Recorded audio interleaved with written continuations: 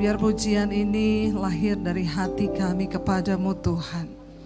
Agar hidup kami memuliakan Tuhan. Biar Engkau semakin besar dan kami semakin kecil Tuhan. Ajar kami hari-hari ini mengejar perkenanan Tuhan. Ajar kami hari-hari ini terus mencari apa yang berkenan, yang menyenangkan hati Tuhan. Biarlah Engkau Tuhan yang membentuk kami, segala kedagingan kami, keangkuhan kami. Tuhan, bentuk kami. Kami percaya orang-orang yang rendah hatilah yang akan ditinggikan oleh Tuhan. Sebab kesongkan segala rahasia firman-Mu. Kami buka hati kami bagi firman Tuhan di dalam nama Yesus. Yang percaya Tuhan di tengah kita, memberkati kita, katakan bersama. Amin, amin. Silakan duduk Bapak Ibu, Shalom. Bagaimana kabarnya hari ini? Luar biasa karena kita punya Tuhan yang luar biasa. Iya, hari ini tema firman Tuhan adalah rendah hati dan rela melayani. Ya, rendah hati dan rela melayani. Saudara, kalau kita bicara tentang rendah hati, itu lawan katanya apa? Rendah hati lawan katanya tinggi hati, kalau disingkat satu kata sombong, ya. Saya percaya tidak ada di antara kita hari ini yang sombong. Kenapa? Karena Tuhan menentang orang yang sombong, tetapi Dia mengasihi orang yang rendah hati. Nah, tema firman Tuhan adalah rendah hati dan rela melayani. Kita tidak akan pernah mungkin bisa rela melayani kalau tanpa disertai dengan kerendahan hati. Ya, kalau bicara tentang rendah hati ini memang agak-agak susah-susah gampang. Kenapa saudara? Karena ya semua manusia itu lahir sudah punya satu bakat, yaitu bakat sombong. Nggak usah takut-takut ngomong. Kita ini lahir sudah ada satu bakat, yaitu sombong. Akibat dosa, kita dikandung di dalam dosa dan semua orang yang lahir itu sudah punya bakat sombong. Nah saudara bayangkan kalau kita sombong, kita ini menjadi orang ditentang Tuhan loh. Padahal kita ke gereja, kita beribadah rindu supaya Tuhan apa? Menjawab doa kita, Tuhan memberkati kita. Tapi orang yang sombong itu ditentang Tuhan. Berarti bermusuhan dengan. Nah bayangkan kalau kita jadi orang sombong, kita ini musuhnya Tuhan. Orang kok bermusuhan sama Tuhan, mana ada menangnya. Amin apa amin? Sekali aja dicabut nyawa sudah selesai. Ya, makanya kita nggak boleh sombong. Kita lahir dengan bakat sombong. Tetapi saudara, ketika kita mengenal Yesus, ya, saya yakin di sini semua dulu sombong. Minta ampun sombong-sombongnya. Iya apa ya? Waktu belum mengenal Yesus. Tapi sekarang setelah kita mengenal Yesus, kita mengenal kebenaran, harusnya sudah tidak. Harusnya. Tapi pada Yesus, kita yang terbesar. Bayangkan loh, di sorga aja masih kepengen kedudukan. Kita ini asal sudah masuk surga, puji-puji Tuhan ya, nggak usah mau bersaing lagi di sorga. Ini murid-murid ikut Yesus tapi nggak ngerti. Mereka tuh tanya, Tuhan besok kita di sorga, siapa Tuhan di antara kamu? Barang siapa ingin menjadi besar di antara kamu, hendaklah ia menjadi pelayanmu. Dan barang siapa ingin menjadi yang terkemuka di antara kamu, hendaklah ia menjadi hambamu. Sama seperti anak manusia datang bukan untuk dilayani, melainkan untuk melayani dan untuk memberikan nyawanya menjadi tebusan bagi banyak orang. Jadi murid-murid ini ya apa ya kalau orang Jawa bilang tuh kecele, ya malu. Mereka tanya, Tuhan nanti di sorga siapa yang lebih besar di antara kami? Tuhan bilang kalau kamu ingin jadi yang terbesar, kamu harus jadi pelayan di antara sesamamu. Kalau kamu ingin jadi yang termulia, maka kamu akan harus menjadi pelayan dari orang lain. Makanya melayani Tuhan tuh enggak gampang. Kita harus memiliki kerendahan hati dulu. Nah kalau kita tahu bahwa kita semua ini terlahir dari sombong, bagaimana kita menuju kepada orang yang rendah hati itu? Susah orang nikah sombong, tuh kadang berantem. Kamu itu ya belum tahu ya. Nggak usah angkat tangan. Di dalam hati saja. Ya, sangat berbahaya ketika kita ini belum dibentuk Tuhan, belum diproses Tuhan. Makanya penting orang yang naik di atas mimbar harus orang yang sudah diproses Tuhan. Kalau belum diproses kita doakan supaya diproses. Amin yang kenceng. Kenapa saudara? Karena proses ujian membuat orang tuh rendah hati. Orang kalau belum diproses dia sombong saudara. Bahkan di dalam pelayanan merasa diri itu wah udah dia di atas segala-galanya padahal gak ada apa-apanya. Dan orang kalau sudah merasa diri di atas tuh padahal biasanya itu yang paling kosong. Karena ada pepatah bilang tong kosong berbunyi nyaring. Tapi kita belajar dari padi semakin berisi semakin merunduk. Kenapa perlu kita diproses? Karena proses ujian hidup atas seseorang itu membuat dia rendah hati. Makanya Tuhan itu selalu mengizinkan proses persoalan. Rasul Paulus dulu semua orang yang dipanggil tuh sombong. Tapi ketika dihormati sedikit udah, ya saya banyak yang mau undang dari daerah. Bu kami mau undang ibu pelayanan, maaf mau tanya standar PK ibu berapa? Saya bilang kalau saya pakai standar PK maka pengurapan saya dicabut sama Tuhan. Nggak ada standar. Untuk pesawatnya ibu mau yang apa? Saya bilang batik aja, nggak mau Garuda, nggak usah buang-buang uang. Sama aja nyampenya naik batik, naik Garuda sama. Bukan berarti naik Garuda nggak mati saudara. Terus naik batik harus jatuh, enggak. Ya, saya bilang kalau bisa dikurang-kurangi, kurangi aja budgetnya naik batik. Ya kalau saya masih bisa naik mobil, saya naik mobil nggak apa-apa. Hotelnya bu, tidak ada standar. Yang penting ya ada sarapan lah ya, biar saya juga pelayanan nggak lapar. Karena kalau nggak dikasih ada sarapan saya nggak bisa makan, nanti pelayanan juga rempong saudara. Oh gitu ya bu ya. Yang panitia di Palu kemarin soalnya ada bu hamba Tuhan kita undang standar PK sekian, hotel harus yang ada gym, harus yang ada kolam renang. Itu menilai hidup kita. Makanya saya bilang kalau kita ini cuma munafik mau naik turun mimbar cuma mau gaya-gayaan nggak usah pelayanan. Ngapain? Mending saudara cari di luar saja. Di sana banyak yang kayak begitu. Hidup kita ini saudara yang Tuhan lihat hidup kita. Jangan sampai ya kita ini ngomong pelayanan tapi kita masih di dalam kesombongan. Ya Tuhan itu membenci orang yang sombong tetapi dia meninggikan orang yang rendah hati. Firman ini berkata Yesus bilang ya kalau orang-orang di dunia itu mereka itu berkata siapa yang tertinggi itu berarti yang mulia, yang terbesar. Tapi tidak demikian dengan kamu. Barang siapa ingin menjadi besar, di antara kamu hendaklah ia menjadi pelayan. Coba kalau prinsip ini kita pegang dalam rumah tangga, istri kalau engkau mau dihargai, jadilah pelayan suamimu. Amin ibu-ibu. Aminnya tolong yang rela. Ya, kita harus menjadi pelayan suami kita. Kalau suami juga berpikiran begitu, supaya saya ini dihormati, ya saya juga harus menjadi pelayan istriku. Kalau semua merendahkan hati, merendahkan diri, sama-sama menjadi pelayan, siapa yang berantem coba? Enak kan saudara? Kita bicara pelayanan gak usah muluk-muluk dulu naik di atas mimbar melayani Tuhan. Di dalam keluarga itu pelayanan yang pertama kita saudara. Bagaimana Tuhan melihat kita ini rendah hati atau tidak. Enggak usah eyel-eyelan ya. Kalaupun istri misalnya tidak mau melakukan suatu hal, suami yang rendah hati lakukan saja tanpa bersungut-sungut. Demikian juga istri, kita melakukan sesuatu tanpa bersungut-sungut dengan rendah hati. Karena Yesus bilang, siapa yang paling tinggi, dialah yang mau menjadi pelayan. Ya, saya pelayanan di satu kota ada yang bilang, Bu, pernah ada pendeta kita undang, kita telat jemput 15 menit. Dia beli tiket lagi pulang ke Jakarta loh. Untung pesawatnya enggak jatuh saudara.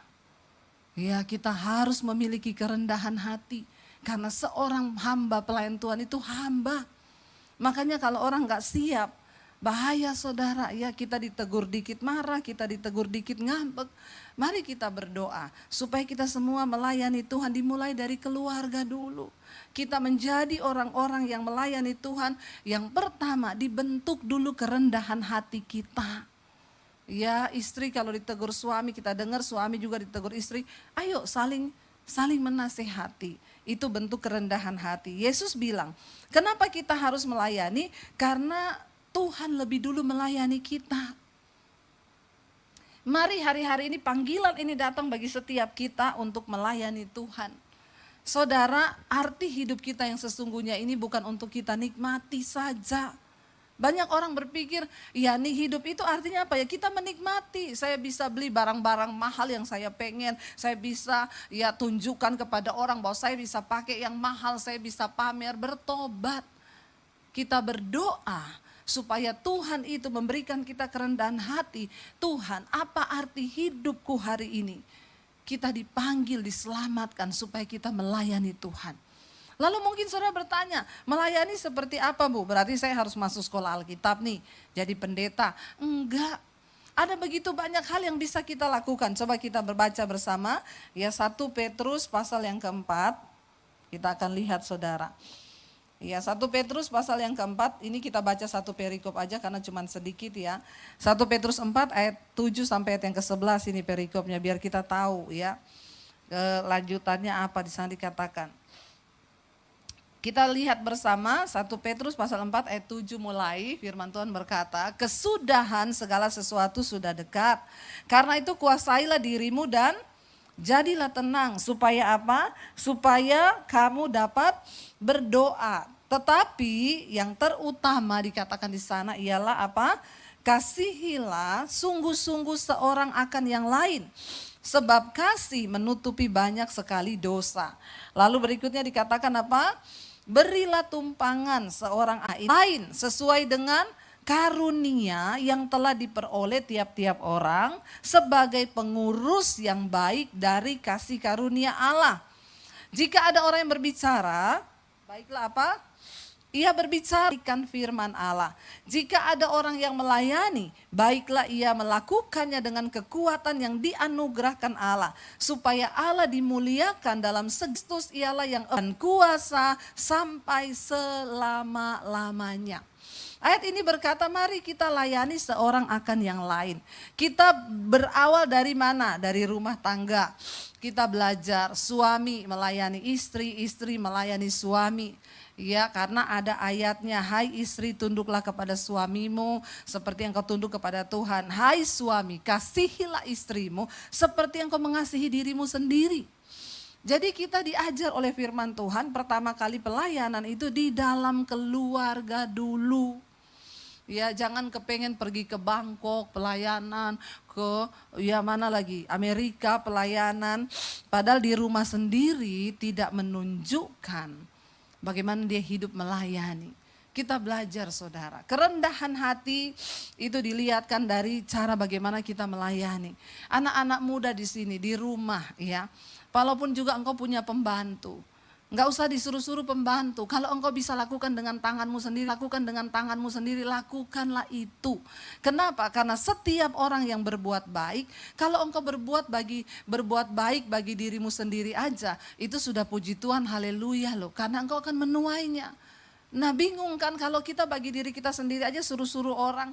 Ya kalau kita masih bisa lakukan dengan tangan kita, ayo kita lakukan dengan tangan kita. Ya supaya, ya terima kasih Bu tisunya ya, karena saya tuh kena AC langsung ini. Jadi saudara kita belajar ya, di sini dikatakan firman Tuhan, layanilah seorang akan yang lain ya, sebagaimana kita ini diberikan karunia oleh Tuhan. Setiap kita punya karunia yang berbeda-beda, firman Tuhan katakan, ya sebagai pengurus yang sudah dipilih oleh Tuhan di dalam kasih karunia. Jangan bersungut-sungut. Orang yang rendah hati itu enggak mudah bersungut-sungut. Kita berdoa saudara supaya kita ini dipakai oleh Tuhan, ya menjadi orang-orang yang mau melayani Tuhan. Kita lihat ketika kita berdosa, Tuhan itu mati bagi kita. Yesus datang ke dalam dunia, dia sudah membuktikan kerendahan hati dan memberikan teladan bagi kita. Tidak ada di antara kita hari ini yang sekalipun miskin. Saya dulu sebelum ya saya ketika masuk dalam pelayanan, saya terus berkekurangan. Ketika kami menikah pun anak saya itu pernah minum ya air masak nasi karena nggak ada susu. Saya kasih, kalau orang Jawa bilang tuh tajin, ya air tajin tuh saya pernah kasih buat anak saya. Tapi semiskin-miskinnya saya ini melahirkan anak tuh di rumah sakit, enggak ada yang di kandang sapi. Benar enggak? Yesus yang punya sorga, yang punya kemuliaan, yang punya segala-galanya. Dia bisa memilih untuk lahir di hotel termewah saat itu. Di penginapan yang termewah. Tapi kenapa diberikan teladan? Dia yang empunya sorga, dia yang empunya bumi. Dia lahir di kandang yang hina.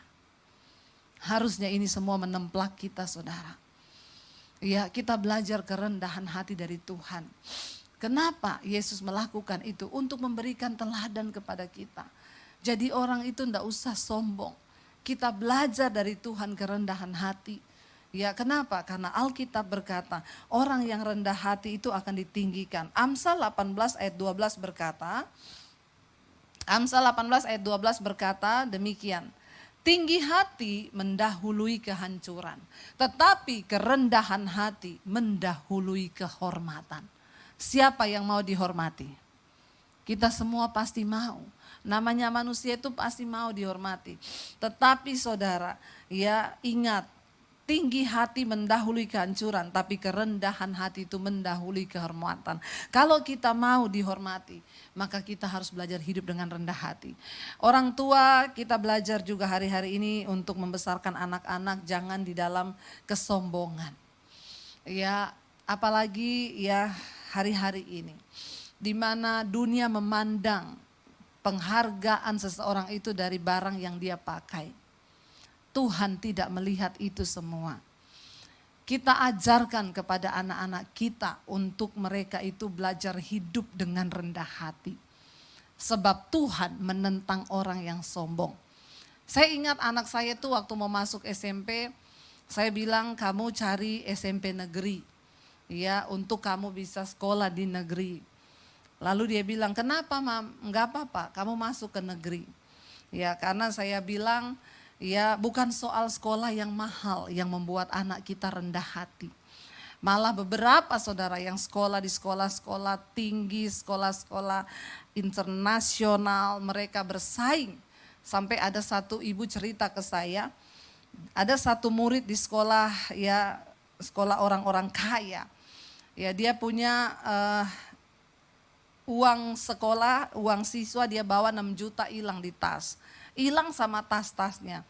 Jadi gurunya itu ngomong, ya jadi sekarang bagaimana kamu kenapa nggak hati-hati, itu kan bawa uang siswa, akhirnya sekarang hilang gimana? Dia jawab gurunya apa? Hello, ibu tahu harga tas saya itu berapa? 10 kali lipat daripada itu uang yang hilang. Coba saudara, ini anak SMP model kayak gini, kalau saya tampar bener. Kenapa bisa begini? Orang tua yang salah. Anak-anak belum ada penghasilan, gak usah dibeliin barang-barang brand. Kalau dia besar gak ada kerja, makanya banyak yang jadi pelakor dan wanita simpenan. Bahkan dari orang gereja. Saya melayani banyak ibu-ibu. Ibu, suami saya punya selingkuhan. Itu perempuan dia simpan. Dan ibu tahu itu perempuan singers di gereja. Karakternya bahaya.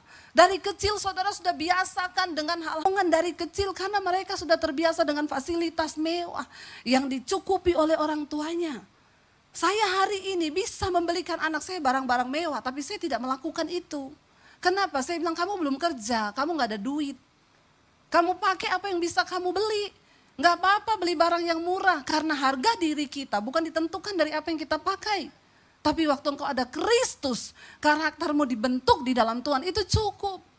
Saya bilang waktu anak saya masuk SMP, kamu masuk sekolah negeri. Terus saya sekolah diantar gak Mam? Enggak, naik angkot. Serius Mam? Serius. Biar dia belajar susah. Karena proses hidup akan membuat mereka rendah hati.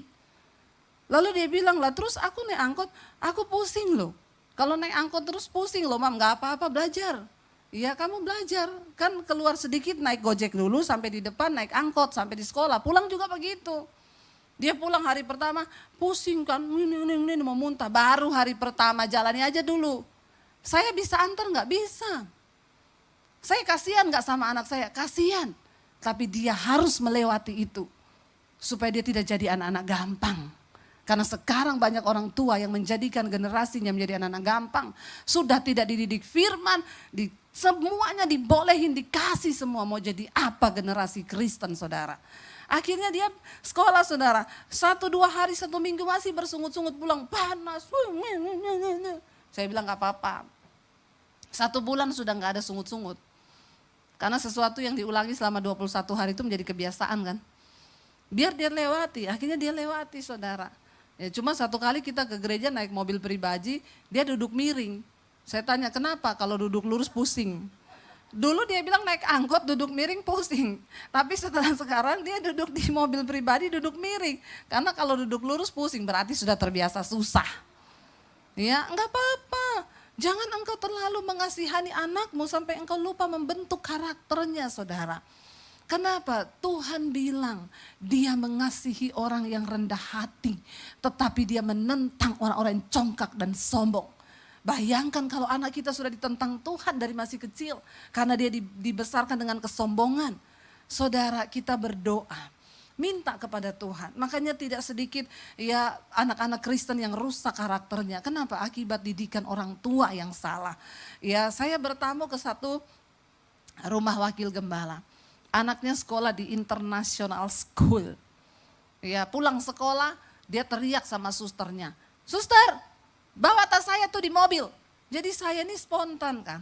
Saya ngomong, kamu kan udah gede bisa bawa sendiri kan tasnya, kenapa suruh suster? Dia lewatin saya sambil ngomong, kepo.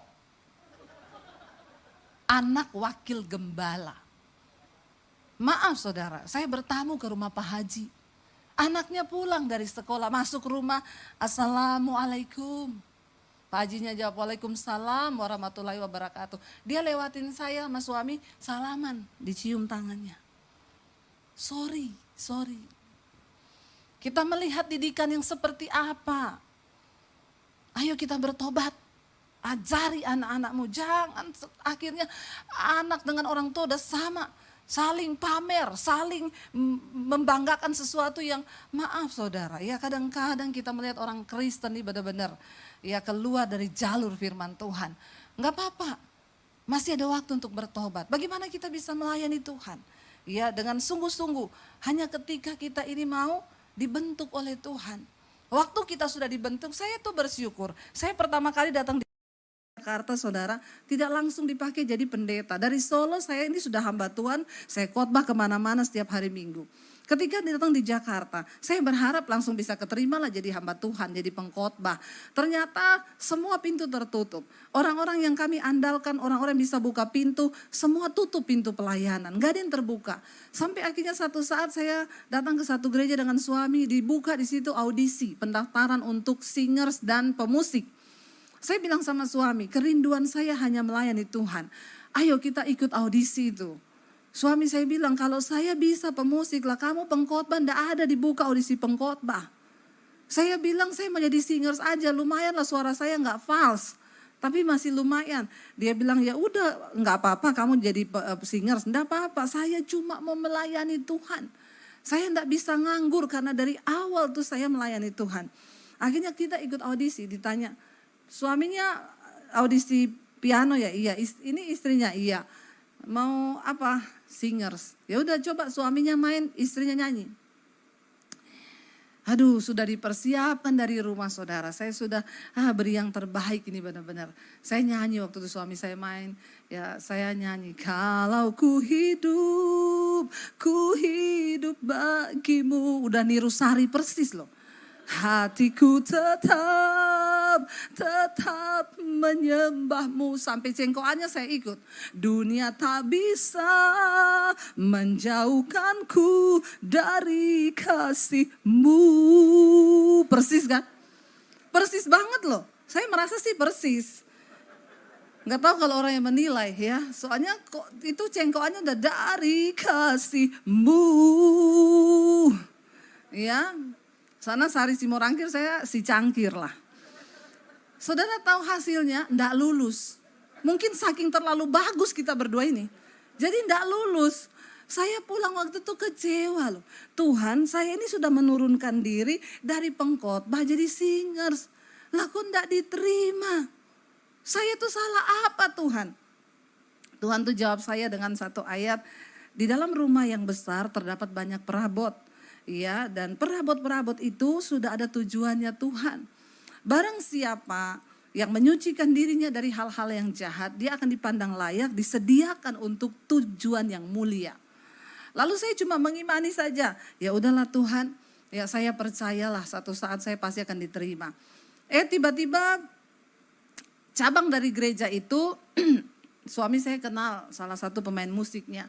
Dia bilang suami saya, kamu besok minggu ada pelayanan enggak? Enggak, gantiin saya ya di cabang gereja ini. Suami saya bilang, tapi dulu saya audisi di pusatnya enggak lulus.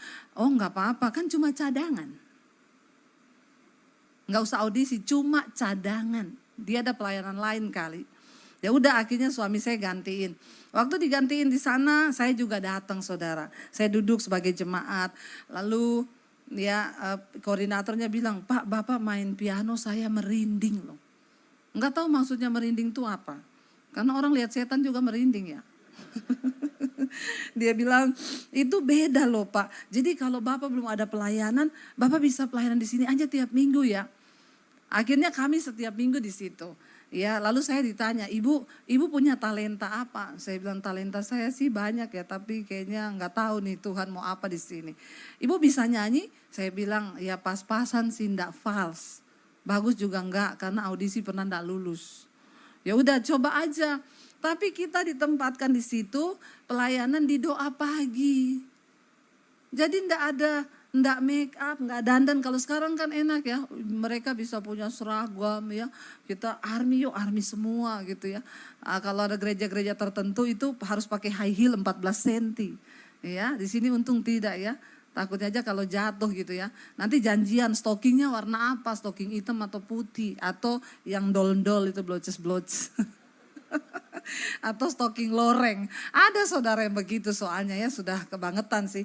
Nah kita ditaruh di doa pagi. Di doa pagi itu pelayan kan tidak dapat amplop. Subhanallah. Tapi saya bersyukur Tuhan membentuk kami. 1 tahun pertama di Jakarta tidak ada pelayanan. Ya pelayanannya itu 4:30, jam 4 berangkat dari rumah, 4:30 udah doa pagi. Nggak ada yang puji, nggak ada yang lihat, ya kita setia aja. Saya bersyukur saya dibentuk Tuhan di sana. Sampai akhirnya koordinatornya dan jemaat beberapa ngomong, Ibu Debbie kalau WL bagus loh. Kenapa nggak dinaikin di umum? Lalu saudara, tadinya ada WL yang sering dijadwal di doa pagi, dia nggak pernah bisa kalau doa pagi. Jadi dia suruh saya gantiin terus. Bu, besok jadwal saya doa pagi. Tapi kalau di umum dia nggak pernah suruh saya gantiin. Itu yang saya bingung. Tapi doa pagi tiap hari gantiin dia, tapi saya jalanin aja. Nah ketika jemaat bilang, dia mulai dengar kali ada yang ngomong saya naik di umum, dia datangi saya loh. Saya dengar kamu mau naik WL di umum. Orang baru sadar diri mulai dari bawah. Di gereja loh. Saya cuma bilang gini, saya disuruh pelayanan apa aja mau. Iya, kolektor dulu. Saya bilang jangankan kolektor, suruh ngepel aja saya mau. Iya, mending gitu. Lihat saudara, orang-orang model begini di dalam pelayanan sampai sekarang saya lihat hidupnya itu gak berubah. Puluhan tahun tidak ada perubahan. Kenapa? Melayani Tuhan tapi hidup dalam kesombongan. Ya, lalu ketika satu kali saya pelayanan di satu gereja, dia ada di situ jadi singers. Lalu saya salaman sama dia. Dia bilang, luar biasa ya dipakai Tuhan. Saya bilang, iya orang baru harus mulai dari bawah. Jangan main-main dengan Tuhan. Kita berurusan dengan Tuhan pribadi-pribadi. Sebab firman Tuhan berkata saudara, jangan kita tinggi hati. Orang tinggi hati itu direndahkan. Satu kali saya cerita pengalaman saya, masih ada 3 menit. Saya diundang pelayanan ke satu daerah saudara. Ya. Itu saya beli tiket, sudah salah beli tiket. Suami saya pesan tiket, salah. Mereka bilang ibu beli tiket dulu aja. Saya salah beli tiket, jadi saya harus ganti sendiri. Karena saya yang salah beli tiket. Akhirnya beli, jadi saya sudah tekor dulu dari tiket. Sampai di sana ya, saya datang hari Minggu, ibadahnya mereka jam 11, saya terbang sampai di sana jam 9 saudara. Saya ambil pesawat pagi jam 7. Sampai di sana jam 9, saya WA. Gembalanya, Pak saya sudah di bandara, itu enggak dibalas-balas. Sampai saya itu 1 jam lebih nunggu, ya panas bandaranya, di bandara kecil nggak ada AC. Dia tuh cuma ngomong gini, Ibu kalau kita pelayanan ya di gereja besar, pesawat belum landing itu orangnya sudah di bandara. Ya bahkan kadang ada yang suruh pakai protokoler, jadi kita dijemput turun dari pesawat itu kadang-kadang seperti itu. Itu juga kadang merusak kalau orang belum siap dibentuk, itu jadi sombong saudara. Nah ini saudara saya sudah sampai, nggak ada yang jemput. Saya tanya, udah di mana? Oh ya ibu tunggu aja, ibu keluar di depan bandara situ. Itu ada ATM BCA kan, ibu tunggu saja di situ ya. Haleluya. Saya itu mengelus dada. Saya waktu itu ngajak mami saya. Ya udahlah saya keluar sampai di situ. Berdiri kan, saya pikir kalau disuruh begitu kan berarti dia udah deket nih. Jam 5 menit lagi pasti datanglah mobilnya ya. Saya tunggu enggak datang-datang. Setengah jam panas saudara. Udah gitu saya udah pakai jas ini. Ini orangnya mana? Pak di mana ya Pak? Masih di jalan Bu, tunggu aja Bu. Udah deket. Nah deketnya orang kampung itu kan gunung aja dia bilang deket karena kelihatan. Itu deket loh Bu gunung itu. Saya nunggu di situ lama, saya berdiri. Akhirnya dia datang. Dia datang saudara, dia nggak turun dari mobil. Dia berhenti di depan ATM itu, dia buka kaca. Bu Debbie Basir ya? Saya bilang iya Pak. Naik Bu, dia nggak angketin koper saya, koper mami saya. Dia duduk manis. Nah kita ini biasa, dilayani itu sedemikian rupa sampai ya rasa-rasanya kita pun mau digendong. Nggak usah bawa apa-apa, bahkan kita kadang mau digendong saudara. Terlalu alay lebay juga. Nah waktu itu naik Bu. Saya lihat ini saya bawa koper 2 sama mami saya. Oh iya Pak, bentar ya Pak. Saya angkat koper saudara sama mami saya. Saya, Pak tolong buka bagasinya Pak. Dia enggak turun. Sudah Bu, buka aja tarik. Saya tarik saudara. Saya masukin tas saya tutup, saya duduk di mobil. Saya bilang, sudah Pak, tarik Bang. Kan ini kayak naik angkot kita. Ya kayak naik bus saudara, angkat-angkat sendiri. Pokoknya menderita sendiri. Kita datang saudara, ya yang jemput itu sudah, Bu ini gerejanya ya, sebentar saya pergi ya. Dia pergi, dia tinggalin saya di depan gereja. Saya bilang mami saya, lah ini kita masuk kemana, pintunya di mana? Yang di depan belum dibuka. Saya cari-cari jalan sendiri saudara. Akhirnya di samping itu ada pintu kecil. Mami saya bilang, kok begini amat ya orangnya ya? Ya ngerti aja lah mungkin ya begitulah ya. Ya udah kita duduk saudara. Udah sampai di situ kita duduk. Saya itu waktu itu nanya, saya ini ajak 1 orang. Kalau tidak memberatkan, biasa sama suami, tapi ini sama mami saya. Tiketnya bagaimana? Oh enggak masalah Bu, nanti kami ganti, ibu beli saja. Saya sudah kehilangan tiket PP salah jurusan. Ya sudahlah enggak apa-apa. Begitu saya duduk, yang undang saya itu datang. Ibu,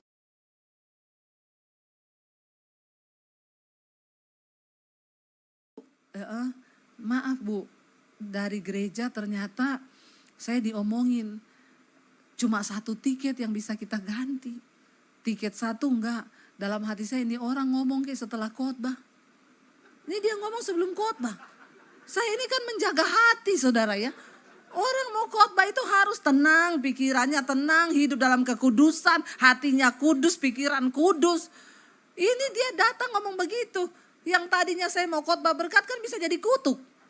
Terkutuklah kau. Kan sesuai suasana hati kan. Dalam hati saya, aduh saya tuh udah ngelus dada. Oh kok gitu ya, kan tadinya kamu ngomong bisa diganti. Iya Bu, jadi gereja kita cuma bisa bayar 1 orang saja. Dalam hati saya udah menggeh hitung yang saya rugi bayar tiket yang salah. Terus dia kayak begini lagi. Udah gitu dia yang WL saudara. Jadi saya itu menatap mukanya. Dan dia tuh nyanyi, semua baik, semua dalam hati saya baik, apa baik. Ya, itu ini loh kerendahan hati itu diproses. Udah selesai khotbah, ayo Bu kita habis makan siang, kita antar ibu ke hotel ya. Bukan hotel, losmen. Saya masuk, tempat tidurnya 1 yang kecil. Dia kan tahu saya datang berdua. Lah terus mami saya tidur di mana? Cuma pas buat 1 orang. Jadi dia sudah pergi saudara. Saya ke hotel tuh saya tanya, Mbak dia nggak kasih extra bed ya? Enggak ya udah Mbak saya pesan extra bed ya. Waktu saya pesan gitu, suara di hati saya ngomong bayar extra bednya sendiri. Terus saya tanya, berarti mereka juga belum bayar extra bed? Oh enggak ada pesanan. Ya udah saya bayar extra bednya aja, berapa Mbak? Sekian saya bayar. Tiba-tiba suara lagi ngomong, sekalian bayar kamar hotelnya. Saya tengking tuh suara, dalam nama Yesus. Ini saya sudah kehilangan uang tiket, udah gitu dia juga gak ganti punya mami saya. Jadi 6 tiket nih saya angus nih, uang saya hilang. Terus bayar itu kamar hotelnya. Saya gelisah, saya belum bayar saudara, saya bayar extra bednya aja, saya balik ke kamar. Waktu sudah siap-siap mau ibadah sore, saya bilang sama mami saya, Mam, masa saya dapat suara kayak begini Mam, udah mereka gak bayar lagi tiketnya mami. Mami saya ngomongnya apa? Kalau Tuhan yang ngomong, lakukan loh.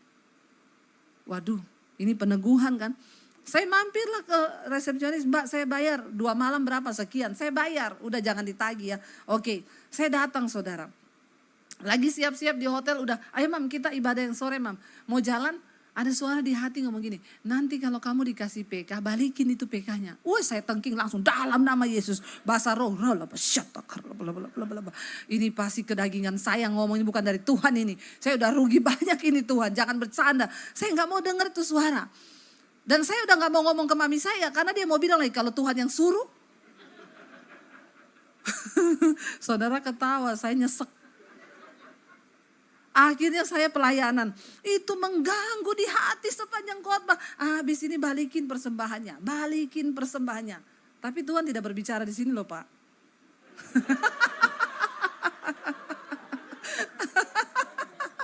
Ya, kata Pak Kondot kalau di sini sistemnya transfer, bukan dikasih amplop. Lalu saya tengking itu, saya sudah tidak nyaman nih khotbah saudara, hilang konsentrasi saya. Begitu selesai khotbah, dia kasih amplop. Bu ini uang tiket sama uang persembahannya. Saya pegang lumayan nih kan. Kan saya sudah kehilangan tiket. Dari ketebalannya saya tahu. Nggak usah bohong lah ya. Kita tuh semua tahu lah kalau duit, orang buta aja ngerti uang kok. Apalagi kita yang sehat. Tuhan ngomong, masukin ke kotak persembahan. Saya tengking dalam nama Yesus. Please Tuhan, please masukin. Saya tarik napas panjang di situ. Tuhan, please Tuhan, masukin. Dengan berat hati loh, bukan dengan sukarela. Orang itu kalau beri yang terbaik masih senang, itu belum yang terbaik. Karena pemberian yang terbaik itu pasti dengan air mata, korban, benar nggak? Lalu saya berdiri, saya bawa amplopnya dalam nama Tuhan Yesus. Saya masukin ke kotak persembahan. Habis itu saya duduk, tarik napas panjang saya. Ini namanya tombok pelayanan. Akhirnya kami pulang saudara, besoknya mereka terima kasih loh Bu, hotel dibayari, PK dibalikin. Seneng lu. Saya lemes. Saya naik di pesawat. Waktu di pesawat tuh saya duduk lihat-lihat awan, masih dengan hati yang menyesal. Saya lihat awan di pesawat, Tuhan tuh ajaib. Tiba-tiba ada suara yang ngomong begini. Kamu tahu gak, kamu datang ke sini itu bukan melayani. Tapi aku yang sedang melayani kamu. Kamu harus belajar tentang kerendahan hati. Saya menangis di pesawat itu, air mata saya bercucuran, saya menyembah Tuhan. Saya bilang, yes Tuhan, hidupku adalah penyembahanku. Saya mau belajar menaruh semua hak-hak saya. Saudara, sebagai pelayan Tuhan, sebagai orang-orang yang sudah dipanggil Tuhan, saya undang para imam musik. Mari kita belajar. Hidup di dalam kerendahan hati. Kita belajar taat kepada suara Tuhan. Dimulai dari rumah tangga kita sendiri. Karena kami tahu Tuhan, hidup kami adalah penyembahan kami. Mari kita bangkit berdiri. Ku tahu hidupku adalah penyembahan. Biar kami memberi pelayanan terbaik kami. Yaitu hidup kami yang mau diproses, dibentuk oleh Tuhan. Mari angkat tanganmu. Amin Tuhan. Kami tahu.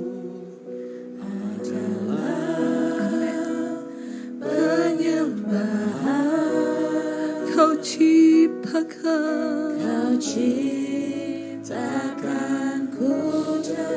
dalam kemuliaan-Mu.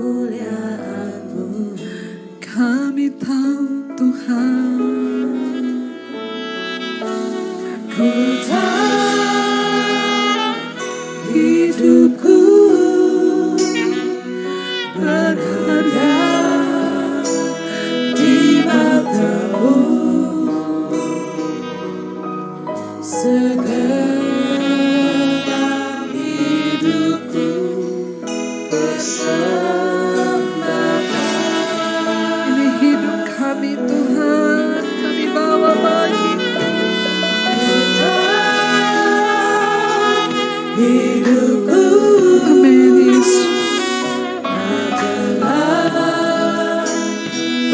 penyembahan.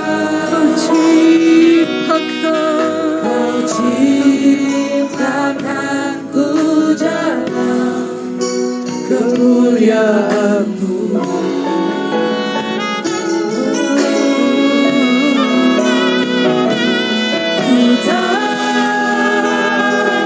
Hidupku berharga di mata-Mu, segenap hidupku bersama. Biar musik saja, mari kita tundukkan kepala dalam hadirat Tuhan. Terima kasih Yesus, karena Engkau yang lebih dahulu melayani kami. Siapakah kami Tuhan? Sehingga kami berharga di mata-Mu. Ajar kami Tuhan, untuk selalu mau dibentuk, direndahkan, diproses oleh Tuhan. Karena hanya orang-orang rendah hatilah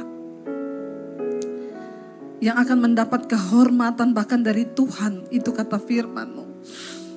Orang yang rendah hati, yang melayaniku, mereka akan dihormati oleh Bapa, kata Yesus. Itu kerinduan kami. Itu kerinduan kami. Jadikan kami Tuhan anak-anak-Mu yang mau dibentuk, diproses. Keakuan kami, kesombongan kami, dimulai dari rumah tangga, suami istri, anak-anak. Kami boleh saling mendahulukan yang lain lebih penting daripada kepentingan kami pribadi. Mari saudara yang datang suami istri boleh bergandengan tangan. Mari bergandengan tangan. Tuhan, kami bawa rumah tangga kami, keluarga kami, di hari-hari menjelang kedatangan-Mu Tuhan. Bawa kami mengalami kemuliaan-Mu. Bawa kami Tuhan hari-hari ini untuk berkenan kepada Tuhan. Suami istri saling merendahkan hati, mengasihi. Berkati Tuhan setiap anak-anak-Mu, mereka yang terbuka hatinya hari ini. Ajar kami bagaimana mendidik anak-anak kami di dalam takut akan Tuhan. Bukan dalam keangkuhan, dalam kesombongan yang akan merusak hidup mereka. Ini hidup kami Bapa. Ini hidup kami Tuhan. Kami mau belajar melayani Engkau di dalam hidup kami. Sekali lagi katakan, kami tahu hidup kami Tuhan.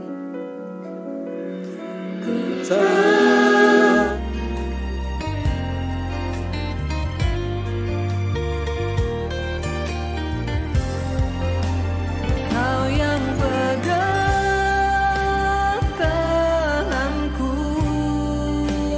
Kau yang sentuh hati.